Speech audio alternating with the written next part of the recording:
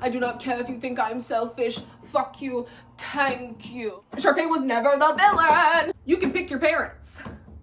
This one a little controversial. If you don't like the way you were parented, reparent yourself. There's some people who are not gonna like this one. I don't care. You don't deserve to always have to be kind. You. So stop. Hello, my loves, and happy New Year! I hope you had an amazing holiday season. In true Capricorn fashion, I just celebrated my birthday. Today, I'm so excited to share with you guys the 27 things I learned at 27. As Eleanor Roosevelt once said, learn from the mistakes of others. You can't live long enough to make them all yourself. Yeah. So today, I'm gonna get naked with you guys, the good, the bad, the ugly, and hope that some of the mistakes I made you won't make because you learned them from me. Because one thing I can promise you is that I will always be the safe space for you to grow, learn, and to evolve into the most fabulous version of yourself, no matter how messy it gets. Because that is what this community is all about. And speaking of community, I'm coming to you live, well, not really live, from Erika Kikola's kitchen. Erika is a newly published maximalist home decor designer, and look, she's in the New York Times. I'm so proud. And she creates the most iconic, artistic, I just don't even know how to describe it. Like, I'm literally in here right now and I can't stop staring around because I'm in love with it. The way that this woman brings artistic vision to life is literally next level. She's based out of PA, and in my personal opinion, the next Martha Stewart of our generation, because look around, people. So if you haven't checked out her work before, please go and check it out. I'm going to link her Instagram as well as one of the videos about what she did this Christmas, because that's what I'm standing in and I'm in love. So go and support one of our girlies and becoming the best version of herself, which is a maximalist home decor baddie. And if you're new here and you're interested in having that safe space in your life, be sure to hit the subscribe button and join the family. Throughout the year last year for 2024, because I'm the last day of December baby, or almost the last day of December, I wrote down the 3 most important lessons I learned every single month. And in this video, I have curated the best of the best out of that list to share with you guys today. So for the record, I am not filming these in any particular order. So whatever number 1 is what I'm about to randomly pick off this list. And because I love you and I love you, I love you, I love you, I will not be gatekeeping. I will be sharing with you guys my 7 golden, roughest, toughest, realest lessons that I learned this year, and I'm gonna sprinkle those throughout so you'll see a little gold, you know, when those come up. And watch the whole thing so you don't miss out on any of those, because Miss Ma'am, you need them, just trust me, okay, you need them. So if you want to level up your life and gain some incredible insights and start this new year off with a banger, grab a pen and let's dive in. Must be my energy. Number 1 thing I learned this year was you don't deserve to be kind to everyone all the time, which I would honestly consider the overarching lesson of my entire year. And honestly, I learned this toward the end of the year, like when someone just flat out said it to me, and it blew my mind. Like, I was literally unwell for multiple hours after trying to process this information. My bestie, you know who you are, I was on the phone with them telling them about a situation that was going on, and they just flat out said that to me, and like that quote just like like I was deceased.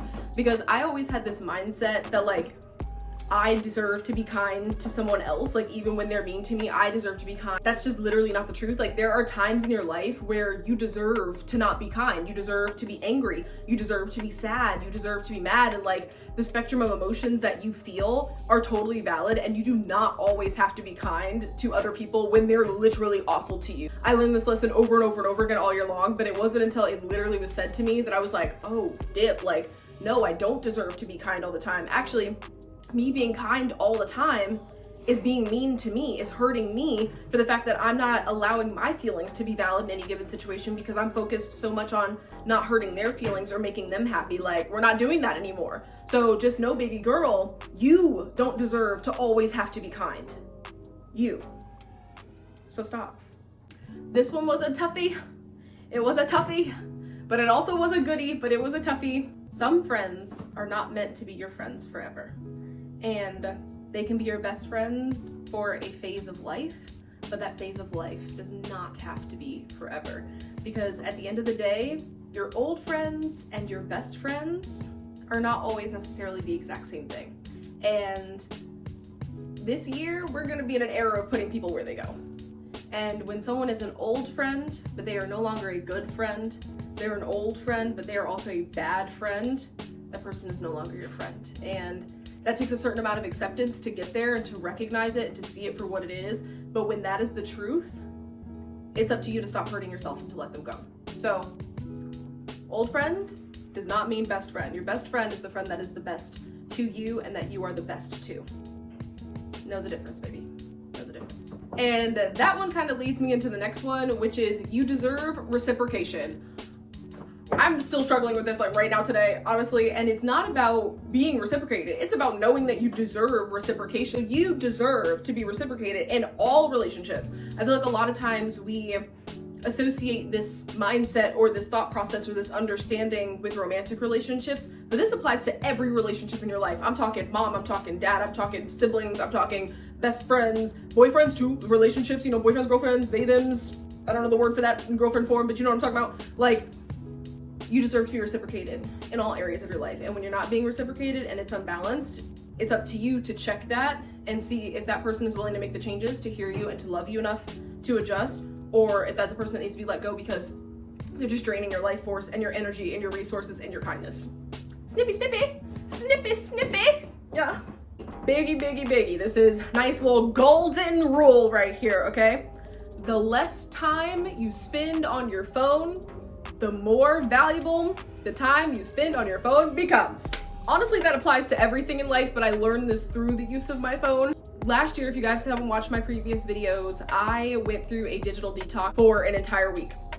And as a content creator, social media influencer, actress, model, like, having no phone is absolutely B-word crazy, but I did, and it literally changed my life and my mindset, and it healed me so deeply, I don't even know how to begin to put that into words. The main lesson I learned from that is that the time on my phone is more valuable when I spend less time on my phone, because once I finally am on my phone, I'm not like just scrolling through TikTok for like 2 hours. If I'm not spending time on my phone, when I finally am on my phone, I am answering the email, I am doing the DMs, I am posting on social media, I am getting the work done, I am being a creator and not a consumer. So the amount of time you spend on your phone will become more valuable to you and will be more valuable the less time you spend on your phone. And when I say that applies to every area of life, the less time you spend with your partner, the more valuable you treat the time when you're with them. The less time you spend at work, the more work you attempt to get done. Like, we just associate things that aren't really there as much as being more valuable, but also like the way in which we treat them. So play with that, practice that, utilize that to your advantage when it comes to certain things in your life where you know that you're kind of just doing the motions versus treating them with intention. This one in particular is very difficult for me as a person, and I'm just hoping that there might be somebody out there who can relate to this one. This year I had to learn that anger is a valuable emotion. And I, as a person, typically don't really feel anger very much. Your girl's in therapy to fix that. We'll talk about that in a minute. I typically don't feel anger. I don't allow myself to feel anger. And the moment that I do even feel the inklings of the beginnings of anger, I like shut that down, because I'm like, girl, no, we're not doing angry. That's like, ugh, very lack of emotional control, very ew. What I learned this year, honestly, partially through the movie Inside Out, because y'all know your girl loves Inside Out. Okay, I was literally characters from Inside Out for Halloween this year, and anger deserves to be able to hold and take up space. Every emotion matters. Like in the movie Inside Out, anger and anxiety have their place. And I struggle with anxiety myself, but learning the moments where your anxiety is dead on and it's almost intuitive, and the moments when you should be using your anger and people deserve your anger and you deserve to use your anger, like respecting and valuing the entire spectrum of emotions is what I learned. This one's gonna sound crazy. This one is for my woo-woo girls, but the woo-woo girls will understand what I learned, okay? This one's for my woo-woos. If you feel it, treat it as the truth. Don't ignore your intuition. Don't justify, don't let people gaslight you. I don't care, even if it ends up not being true. If you feel it, listen to the feeling. It's your intuition, because regardless of whether you're pinpoint dead on whatever it is that you feel like is suspect or feel like is happening in this moment, you're picking up on the subconscious around you, and you know something, especially if you're divine feminine energy, okay? Emotion is energy in motion. Like, you're literally feeling the energies. Hello? So yield to the flow of it and don't apologize. Still be open and willing to learn, seek to understand, then to be understood. But like, at the end of the day, intuition over everything. I don't care if I don't know what you did. If I feel like you should not be around me anymore, done. Done. I'm not even giving it a second thought because my gut knows. You know? Don't ignore it. Don't ignore it. Match their energies, not their words. I use this audio on Instagram, but I really did actually learn from using that audio. It helped me to like gain perspective and pay attention. Trust energies and not words, and respond to energies and not words, because at the end of the day, people can say things, but what they're actually physically doing is what they mean. So like once you can actually like understand that and take that in for its totality, match their energy, respond based on their energy, not the things that they're saying. If a guy's like, "Ooh, baby, I love you," but then he's smacking the hell out of you once a week, that man does not love you. Because I don't know about you, but I'm not smacking things I love. That's crazy. Literal insanity, okay? Okay. Listen to music. I feel like I really got in the habit of not ever listening to music unless it was on when you're like in the hair salon and it's on, or like, you know, you're walking down the street and other people are playing music, things like that. But I never, you know, put on music in the car or would listen to music while I was walking or working. But I'm learning to listen to music more because music actually raises my vibration and brings me so much more joy. And like the days when I listen to music, I'm significantly happier and more feeling like myself. So just listen to music more, because like music is just so good for your heart and your soul and your spirit and keeping, you know, you out of depression. Unless you're listening to depression music, don't listen to depression music. Blink, blink, listen to music that is good for your brain. I plan to listen to and make way more music this year. So hold me to that, people. Hold me to it, okay? Now, this one, I feel like it kind of goes without saying, but I'm gonna say, don't give up the stuff that you actually like to fit in. Yeah. And that seems simple when you say it out loud, but in actuality, it's very, very easy to give up stuff to fit in. Oh, stop drinking coffee because like caffeine is bad for you. Yeah, no, caffeine actually works better for my brain and I'm more functional. It literally keeps me from being depressed and like gets me up every day and makes me willing to interact with the human race. Like I need coffee. So my personal lifestyle and my choices, like just because it's more, you know, acceptable to be like, oh no, I don't drink coffee, I don't do caffeine, I only drink water. Like fuck all of that. If you like coffee, drink coffee. Like I love the taste of coffee, I like flavors of coffee, I love sugar, I'm gonna eat sugar. Like just stop doing that. I'm gonna enjoy the things that I enjoy. So if it's something that you truly deeply love and isn't physically harming you, like I'm not telling you like, yeah, if you love wine, stay an alcoholic. Don't twist my words. Don't twist my words. Don't twist my words, okay? Wear what you want, eat what you want, be who you want, be authentic to who you are, and the people who love you will be around, and if they're not around, then they're not the people who love you. Like, it is what it is. SOCKS, okay? The importance of this one is crazy. And again, it's gonna sound simple when I say it, but let me explain it. Remember who you are. No emphasis on the who, no emphasis on the remember. Remember who you are. And when you forget, or you feel like you're starting to forget, I'm not saying remember who you are like, oh, remember, you know, like 6-year-old you, or remember like 10-year-old you. I'm telling you to remember who you were before the programming began. Remember who you were before your parent had an opinion. That's what I'm asking you to remember. Think of the you were before you were programmed by everything and everyone you knew. Get back to you. There are certain things that we loved without our parents telling us what we loved, or showing us what we loved, or trying to impose on us what it is that we should enjoy or shouldn't enjoy. And align yourself with who that person is. Like, I literally spent a little time doing this to myself in 2024 and during my age of 27, okay? And you know what I realized? That I love the song Lip Gloss by Lil Mama. And it makes me feel like I'm that girl, okay? I'm like, my lip gloss is poppin', my lip gloss is cool, you know what I mean? Remember who you are and enjoy and love who you are. Like, stop allowing other people to project upon you who it is they think you should be, and then being who they think you should be, and then you feel totally outside of your own body and not authentic to yourself. Like, all that, look, all that, be you, okay? There's some people who are not gonna like this one. I don't care. This one a little controversial. But I mean what I say. If you don't like the way you were parented, reparent yourself. Honestly, I feel like it kind of stands alone, but I am gonna elaborate. This goes to the core of telling you the things that you are allowed and aren't allowed to do. This goes to the root of the way that you take care of and love yourself. Like, at the end of the day, sometimes I find that the way we were parented is the way we end up parenting ourselves as adults until we realize that we can reparent ourselves. So if you don't like the way you were parented, and you know the way you were parented doesn't sit right with you, and you know that you went through abuse or significant amounts of trauma, or you were neglected as a child or abandoned as a child, if you're me, you're all four of those things, like, bro, reparent yourself. First of all, it'll heal your relationship with healthy parents, number one.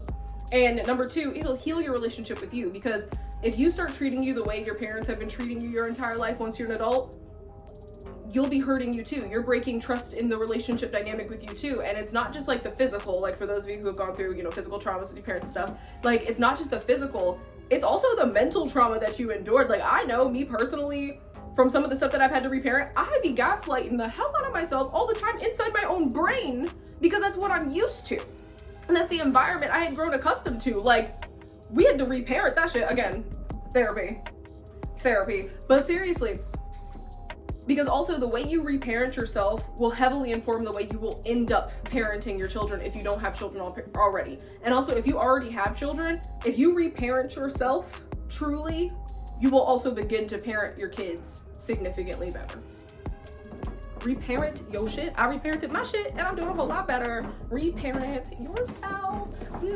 And while we're talking about it, let me give you another one. This is not a golden one. The first one's a golden one, but this one kind of goes with that one.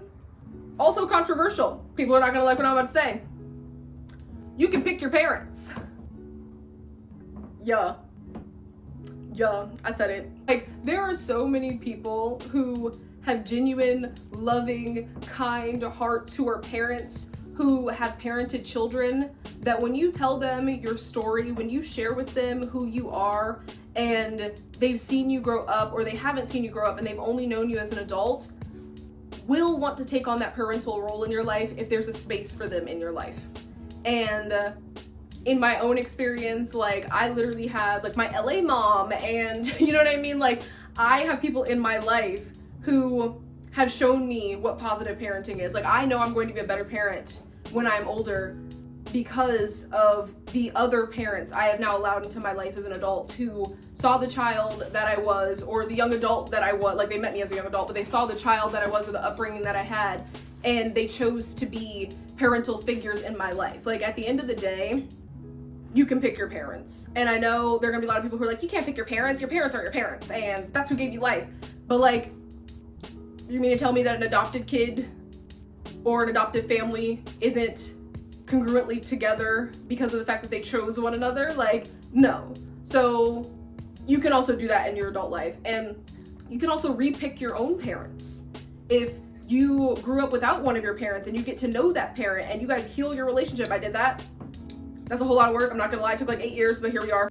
If your parent wound is deep, you can pick your parents. You can repick your healthy parents and finally have them in your life. And you can also pick and enjoy what it is to have new parents who will teach you how to parent and will show you the way that parenting should have been all along. Like, I'm gonna cry, but those are for you. Those are for you, for the ones who have unhealthy, dysfunctional family units. When you're finally out of there, for those of you who are still trapped in it, there are people who would love to be your parents, even when you're an adult. And they will treat you right. Woo! Not gonna cry in this video, I'm super freaking determined. So this one's a little bit of a 2-for-1, getting a little spicy on both sides, okay? Because I wasn't really sure how to word this, but I know what it means when I explain it. So it's somewhere between like tell your story and protect your reputation. I would say for like the entirety of my 20s and like the beginning of my career, I never really did this, and should have been. So this was a very, very valuable, incredibly important lesson, and that is to tell your side of the story. For a long time, I very much so prided myself on being like queenly, in the sense that I would turn the other cheek and, you know, let people say whatever the hell they wanted to say because it didn't matter to me. Or I would stay silenced in order to protect that person's feelings even when they were the one that was hurting me. And it's like, what are we doing that for? Or a lot of the times I would stay silent in the sense of like, oh, well, you know, if I told my side of the story, that person would be exiled or ridiculed, or people would literally freaking hate them if they found out the way that they treated me. I literally have exes, y'all, if I told you the story, if I told y'all the story, they would be canceled in a half. Trust you me. And I really did have the mindset of like, if people choose to believe them without having a conversation with me, then those aren't the kind of people that I even want to talk to, because they automatically took that other person's word versus finding out what happened in the sense of both of our sides of the story and like we're willing to gain perspective. Then you're probably not my kind of person, if I'm being honest. And I still kind of believe that, but I recognize where there were times where I just literally should have told people what actually happened and I didn't. Turned into a phase of my life where this other person is literally running a freaking muck, lying on my name, saying whatever the diddly diddly wants to say, and I should have told my story. So I know that I could probably tell my story now. I'm a little back and forth on what that really means for me in a bunch of different areas of my life. So we'll see that as it unfolds, but don't be afraid to say your piece when people are doing you wrong, because that's what's about to change in my life. And if you felt like that was a warning, then you're probably one of those people. The leader of the pack is still a lone wolf. At the end of the day, they're surrounded by other wolves, but the decisions they make alone, or a lot of the decisions that they make alone, and it comes down to them ultimately, and you are alone in that. So, you know, if you choose to be a leader, just making your peace with the fact that at the end of the day, some of those decisions, while you do also always work as a team and make sure that you're thinking about the benefits and the betterment of everybody around you, like, the final decision is yours. And you do that alone. You are still a lone wolf. Still the alpha though, baby. Take your happy ass to therapy. Genuinely, we all need that. Literally, we all need it. We desperately need it. It is good for your soul. You need somebody who's emotionally intelligent, has studied what it is to develop your series of neuroses, etc., in order to assist you in being a better version of yourself. Like, we all need therapy. And take your happy ass to therapy. That's the lesson I learned. Like, we all need, like, I don't care if you feel like you don't need it at this phase of your life. Still go. Like, we need that. We need it. Go to therapy, babe. If there's one thing I can tell you in this video, please. If there's one thing I can tell you in this video, please. Go to therapy. Take your ass to therapy. I'm doing it in ASMR. Go to therapy. We need it. You need it. I need it. We all need it. And don't lie when you're at therapy. Tell the truth about who you are. Because part of it is you're not getting real therapized if you're in the therapy sessions lying. Therapy. Yes, Lord. This one's so real. People are going to be mad at me for putting this in here. And I don't care. Fearless 2025, yes! Somebody needs to hear this, and I know somebody needs to hear this, which is why I still put it on the list. Honestly, I'm a little scared to put this on my list, because I know that some people are going to be very, very triggered and very, very mad that I put this in here, but I'm also starting to tell my story, so I'm still learning to tell my story, so I'll keep it gentle, right? But at the end of the day, it really be your own family sometimes. And the lesson I really want you guys to understand, like, I say it really be your own family, but what I really mean is that there's a difference between family and relatives. Family are the people that you choose, you trust, you love, that treat you with kindness. Relatives are people who are related to you.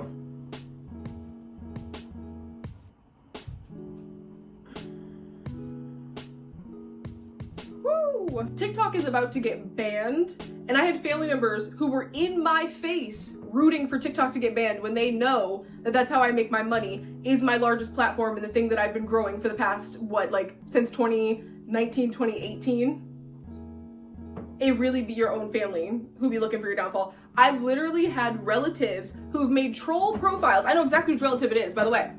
If you're watching this, I know that shit was you. I just haven't bothered to tell anybody else because I'm still learning to tell my own story and how and when. Literally have had relatives who have tried to mess with my mindset, humble me. The word choice, I'm gonna use the word humble, but that's not really what they're doing. They're trying to berate and degrade me in order to feel better about themselves. Like,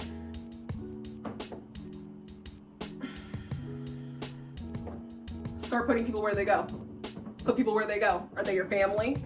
Because I've got friends who are family, who are more family to me than some of my relatives have ever been.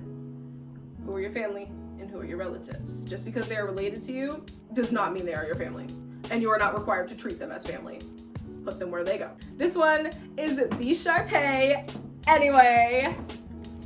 When I say Be Sharpay Anyway, I don't mean like run around, become a white woman, put on blonde hair. Like, no. That's not what I'm saying. I'm saying that, like, it's okay for you to be, or me to be, I'm saying this for myself. I've learned that it's okay for me to be the person in the movie that everybody hates because I love her. If you know, you know. If you watch High School Musical and now you're an adult, you understand that Sharpay was never the villain. Oh girl was never the villain. She was giving pink baddie. She was working her way up through her musical theater department in school and expected to get, you know, the biggest lead in her senior year. Like she was on her grind, and then this girl who's a nerd from a different school who doesn't even want to pursue theater once she graduates came and started stealing her roles in the shows. Like, was Sharpay ever the villain? No. She literally let this girl know that she had a crush on a boy, and the girl was like, I'm gonna date him anyway because I like him, and have no regard for your feelings whatsoever. Like, Sharpay was never the villain. But what I'm also learning was that I never really saw her as the villain. I didn't necessarily see her as the hero. I knew she was considered the bad guy. But like, I loved Sharpay. I love the glitz. I love the glamour. I love how she's bigger than life and she doesn't let anybody dim her light. So be Sharpay anyway. Let your light shine. Other people are gonna be mad that you're over here radiating, thinking you're the baddest in the entire world. Let them. Because guess what you get to do? Feel like you're the baddest in the world. You get to let your light shine. Let them be mad. Let them be sick. Be Sharpay anyway. Yes? Yes. Who won? Who's next? Go. Oh, this kind of goes with being your Sharpay anyway, and that's haters only hate up. There are times where I've had people in my life who were more financially abundant than me, right? And were still hating on me, right? But haters only hate up. Sometimes people hate on you because of your spiritual rank. Sometimes people hate on you because they see that God is all over your life all the time. Some people will hate on you because you're more beautiful and they feel like they've worked super hard to get everything that they can in life. But at the end of the day, you're happy and they're not. People only hate up. They only hate what they feel like they don't have. They only hate on joy. They only hate on someone else's peace. They only hate on someone else being successful. They only hate on someone else being beautiful. They only hate on someone else who is enjoying their life when they don't know how.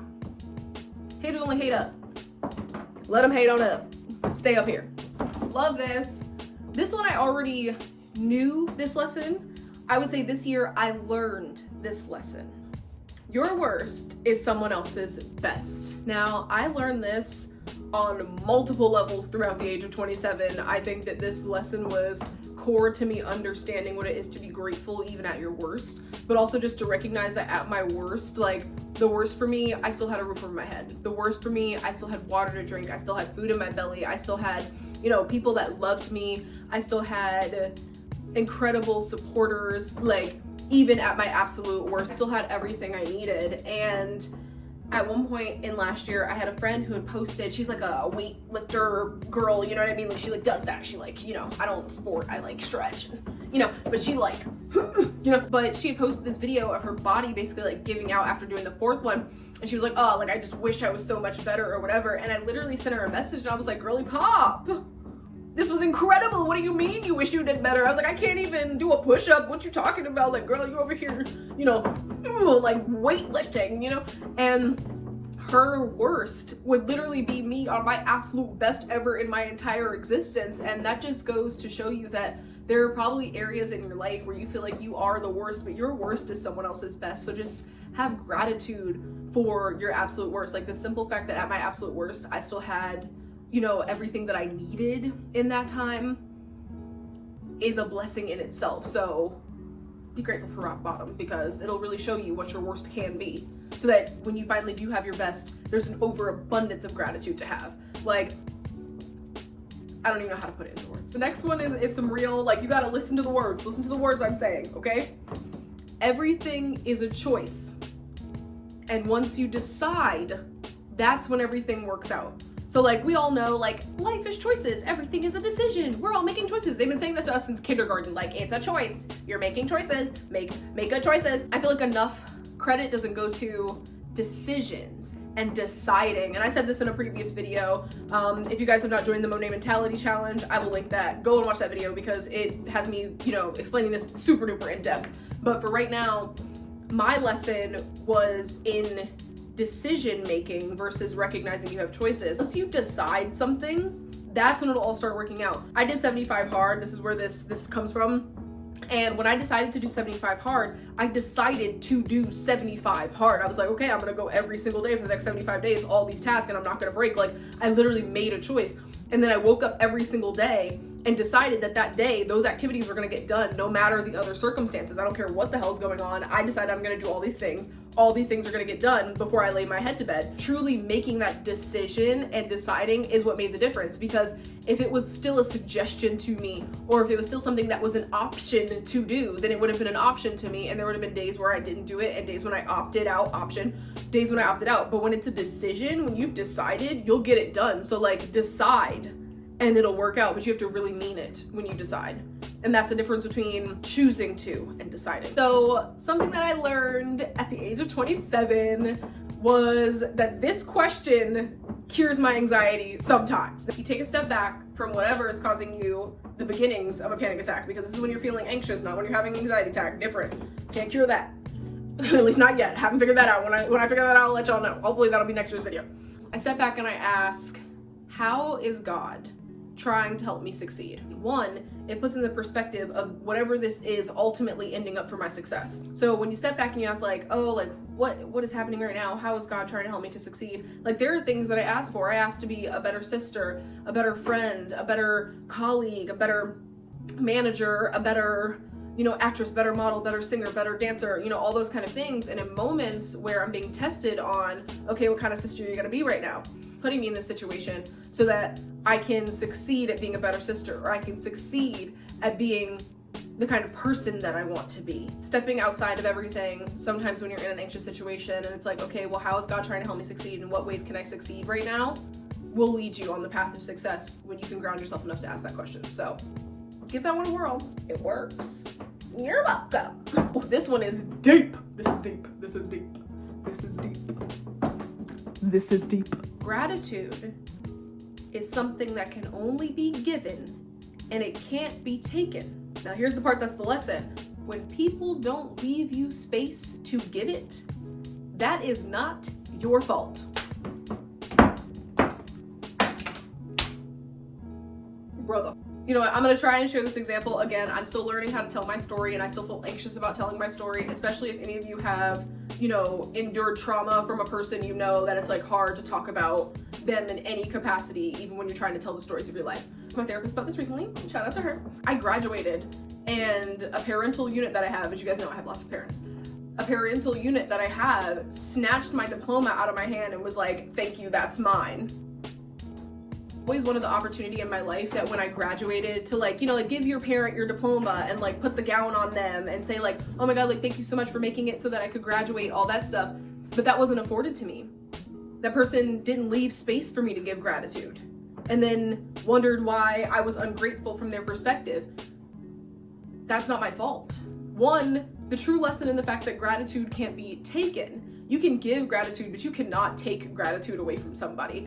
When you try to take gratitude from someone, that's not gratitude that they're giving you. Gratitude is given from a love and a high frequency and a deep feeling of thanks for whatever action or thing that has happened in life around them, and them giving in the sense of like, here's the positive energy. Thank you so much for what it is that you've done, right? You can't take gratitude. But people who feel entitled to gratitude from someone or something will never be happy with the gratitude they receive, because they won't be capable of receiving gratitude. They literally can't even be receptive to it. So there's that. But when people don't leave space for you to be grateful, that's not your fault. When this lesson happened, it was the biggest lesson of the year at the time, in the moment when it happened.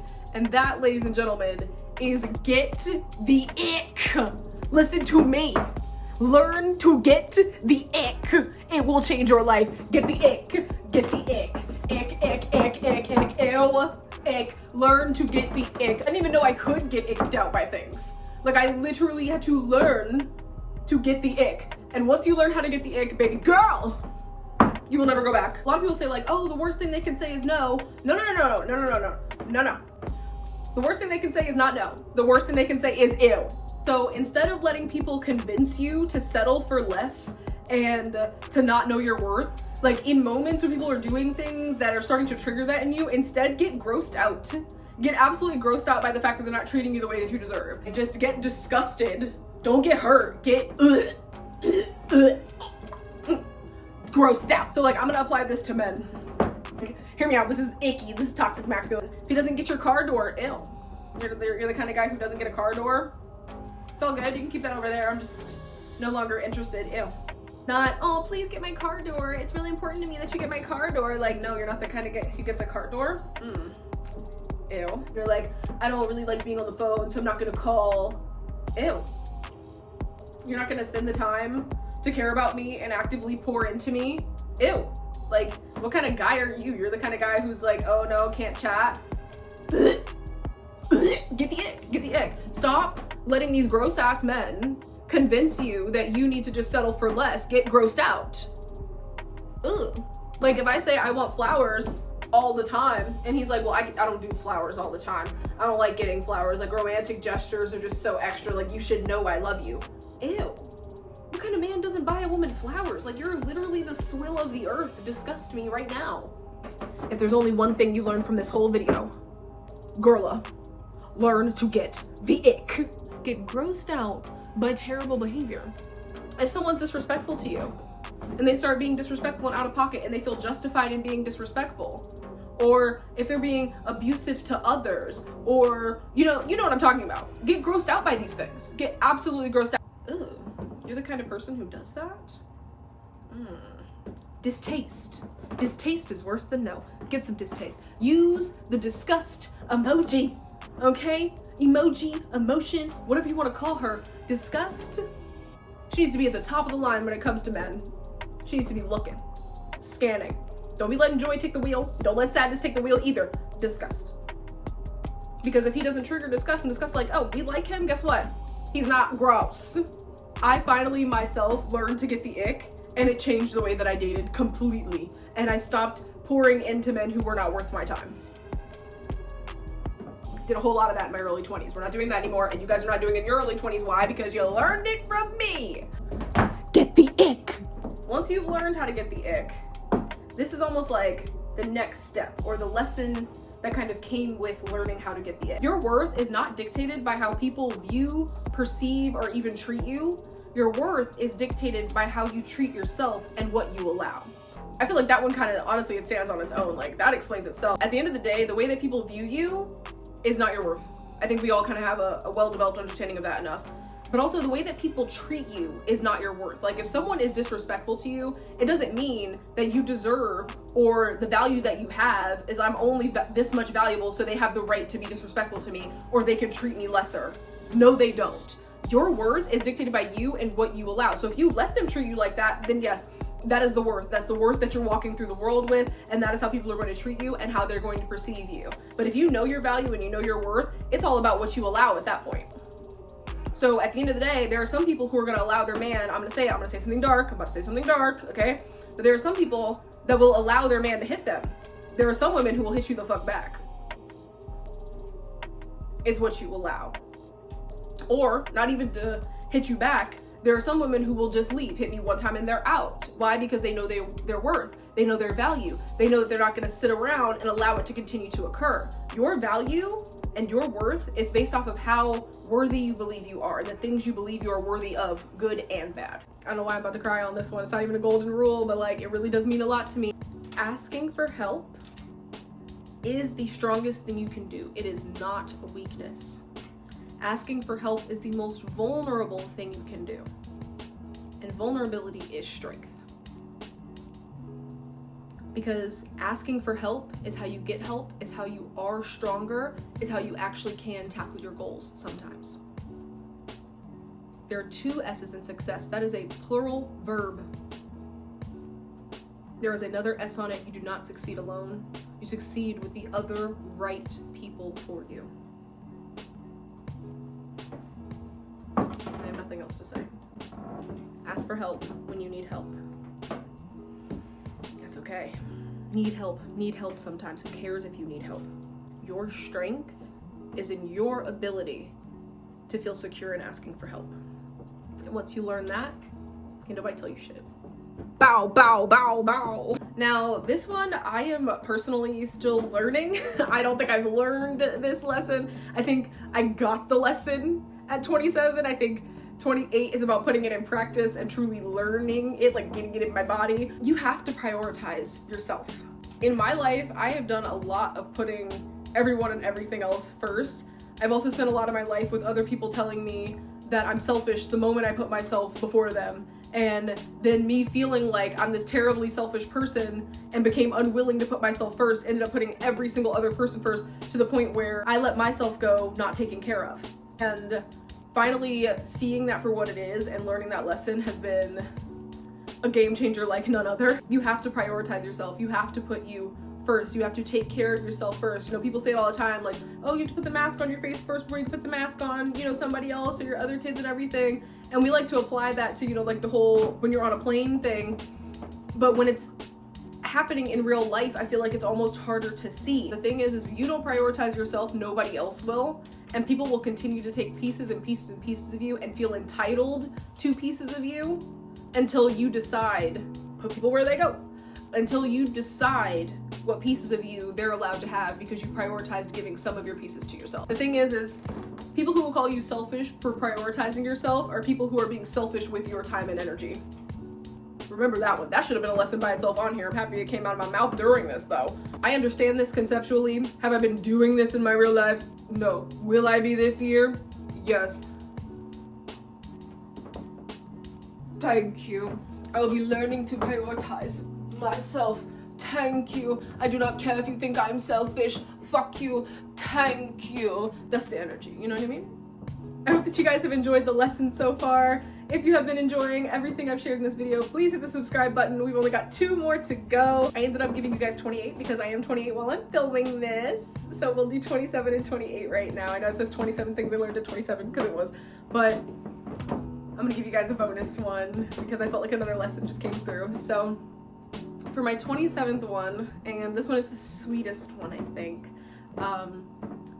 At 27, I learned what the indescribable gift is to me. So as some of you may know, for the first time in 20 years, yeah, that sounds crazy when I say it out loud. First time in 20 years, I spent the holiday season with my dad. And that was a very big deal and a very, very beautiful moment in my life. And I could literally start crying right now if I think about it too hard. I am so insanely grateful for that time in my life. It was one, if not the best Christmas I ever had, and it was the simplest Christmas, but it was the happiest Christmas, and I am, okay, hold on. Damn it. During that holiday season, spending time with my family, my dad's side of the family, for the first time since I was a kid, I went to church with them, and I'm not really big on going to church. I'm not gonna act like I'm over here, you know, star queen Christian girly. I'm not.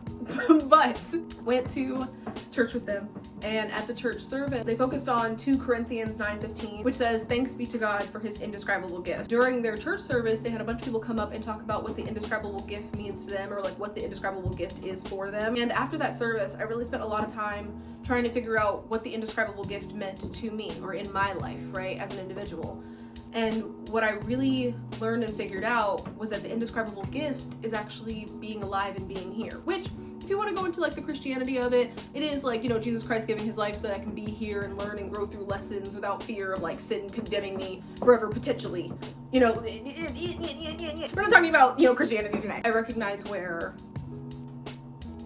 I learned what my indescribable gift was being here, and the me that was at my lowest point at the beginning of the year, the me who did not necessarily want to be here anymore. I'll be transparent with you guys. I was ready to leave the planet. Okay, there were definitely phases of my life this year where I almost left here because people have been so shitty to me, and and also because I was going through my own life stuff. You know what I mean? Like finances, life, relationship, like it was all rough. It was all rough. I was looking very down, right? But getting to spend that time with my other siblings, and you know, having a happy Christmas and a very happy birthday for the first time in a very long time, really made me see that the gift is being here enough to see my life change, and the gift of being around to see where my whole life isn't always going to be the way it was when I was at my lowest point. And learning what that indescribable gift truly does motivate me to continue to grow and learn and change and be alive and make new friends and old friends and continue to work on my dreams and my goals. So, because the thing is, I am still here. I am still alive. I do still have the opportunity to watch my life change for the better and see all the incredible things that God has planned out for me. So yeah, that was probably the most valuable lesson, was learning what my indescribable gift really was. And the last but not least, bonus points. This one I'm putting in here as a little bonus because I am in fact 28 while I'm filming this. My birthday has already passed. So you guys can get a 28th one. This is also a golden ticket lesson. I did learn this while I was 27. It isn't like a new lesson from 28, although your girl has been already learning some lessons in the past 5 days, okay? Or 6 days. Please take this one home with ya. Please, remember this. People can't ruin things they don't know about. I'm not telling you to move in silence, that's not the lesson. I'm not telling you to keep secrets. I'm telling you, remember, people can't ruin things they don't know about. And for the first time in my life, I got to experience something this year that nobody still knows about, to be really, really honest with you. But for the first time in my life, I got to experience something that nobody got to ruin for me. Because I made sure that nobody knew what I was doing until I was doing it. That is an indescribable gift. So I hope you enjoyed learning the 27 things I learned at 27, and I hope that you guys took some valuable lessons and insights with you along the way, and hopes that you can apply it to your own life and don't have to go through what I went through to learn them. Yeah. If you did enjoy this video, be sure to give it a thumbs up and share it with someone who you think might also benefit from it, because we're trying to teach others to learn the lessons without having to go through the lessons. So be a good friend. Please help them.